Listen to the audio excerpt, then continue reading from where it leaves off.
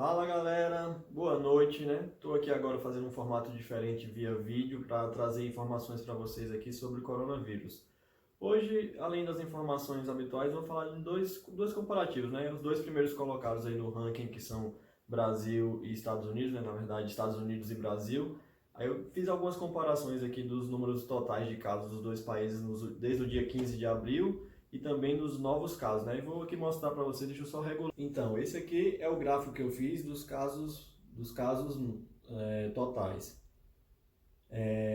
Para você ter ideia, no dia 15, os Estados Unidos estavam com 652 mil casos, 474 mil. E o Brasil com apenas 28.610.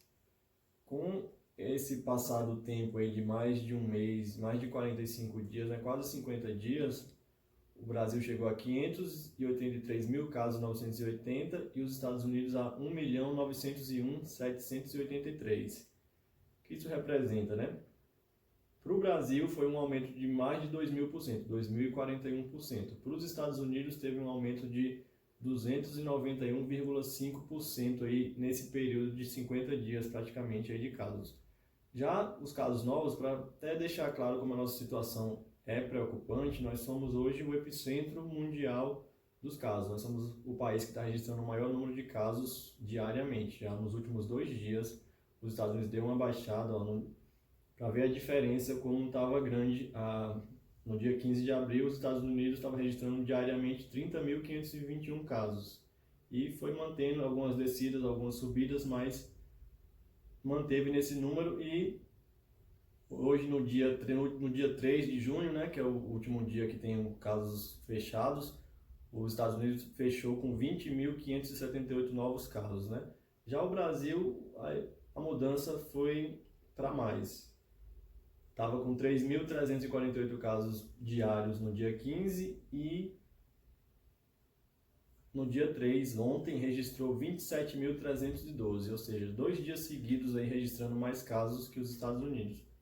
E nesse período dá um aumento aí diário de 815% para o Brasil, enquanto os Estados Unidos, que antes registrava 30.521 e no dia 3 registrou 20 mil, teve uma redução de 32,58% aí no número de casos diários, né?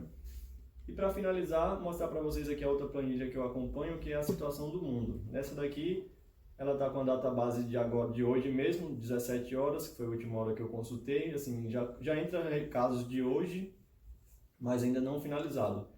Continua o mundo com 6.661.509 casos, 309 mortes, 390 mil mortes, 997, e os recuperados chegando a 3.214.045. Enquanto os Estados Unidos, Brasil, Rússia, Espanha está com interrogação, porque o site que eu acompanho mostra esse valor, em outros sites mostra um valor menor.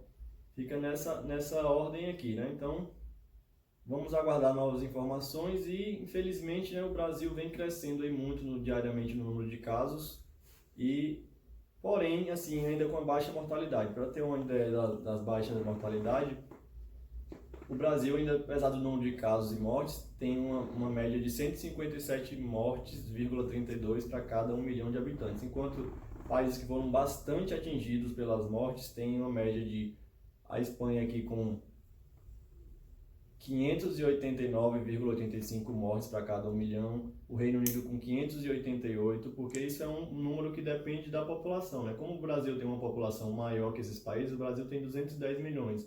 A Espanha tem em média 40 milhões de habitantes, o Reino Unido 66, a Itália 60. Então acaba tendo essa inversão. Quando vai proporcionalizar, acaba tendo um número de mortes aí proporcionais menores, né? Então esse é um dos pontos positivos para o Brasil, apesar do alto número de casos, baixo índice de mortalidade, né? Está aqui na faixa do 5,55 aqui no Brasil, está inclusive abaixo da média mundial, enquanto países chegam aqui a 19%, que é o caso da França, 14% na Itália.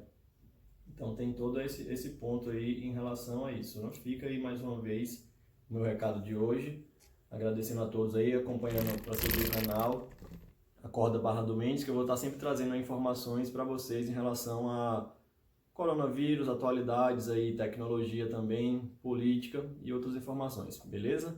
Fica aí meu agradecimento e uma boa noite para todos.